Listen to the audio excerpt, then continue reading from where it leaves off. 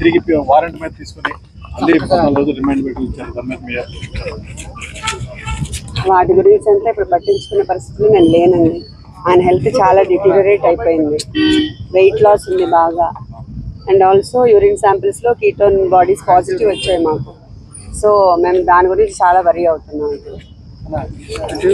అవన్నీ లీగల్ టీమ్ని అడగండి ఏమైనా ఉంటే. అంటే పోలీసులు నిబంధనలు గుర్తుంది అంటే పీటీ వారెంట్లో దాఖలు చేశారని చెప్పేసి తెలిసింది. అది ఇప్పుడు ఆ పీటీ వారెంట్లు అవన్నీ మేము ఛాలెంజ్ చేసామండి. ఇప్పుడు ఇదైతే 100% తప్పుడు కేసే, గతంలో తీసేసిన కేసే.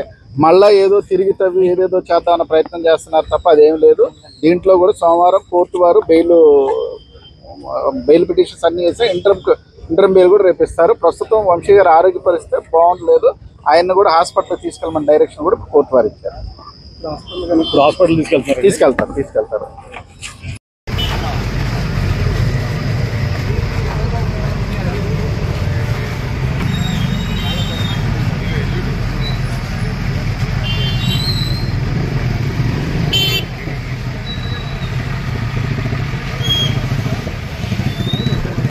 ఇద్దరి మీద ఎటువంటి రిమాండ్ అడగకుండా ఏదో పీటీ వారెంట్ వేరే ఎప్పుడో 5 ఏళ్ల క్రితం 2019లో కేసు అని 2024లో ఛార్జ్ షీట్ ఫైల్ చేసిన కేసులో ముద్దాయిలుగా వాళ్ళని ఏమి జాయిన్ చేయలేదు. జాయిన్ చేయకుండానే వాళ్ళు ముద్దాయిలు అని చెప్పేసి కోర్టు వారు తీసుకొచ్చి ప్రొడ్యూస్ చేసి రిమాండ్ తీసుకున్నారు.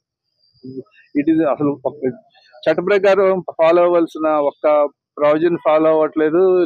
లేటెస్ట్ గా విహాన్ అని సుప్రీంకోర్టులో ముద్దాయికి అతని మీద ఉన్న నేరాలు ఏంటో తెలియజేయకుండా ఏదైనా జైలు ఇస్తే అసలు రిమాండ్ కానీ రిమాండ్ రిపోర్ట్ కానీ ఇలాంటి అతను జైలుకి పంపిన కేసులో కూడా అవన్నీ కొట్టేశారు. మొన్న 7/2/2025 సుప్రీంకోర్టు వారు అలాంటి జడ్జిమెంట్లు ఉన్నా కూడా వాటిని అన్ని పట్టించుకోకుండా మోనోపలి హై హ్యాండెడ్ గా స్టేట్ లో ఒక్కటే పోలీసు లాగా చేస్తున్నారు. జడ్జి ఇచ్చిన తీర్పు నాకు ఒక రకంగా అనిపించవచ్చు, కానీ దాని మీద మనం కామెంట్ చేయకూడదు.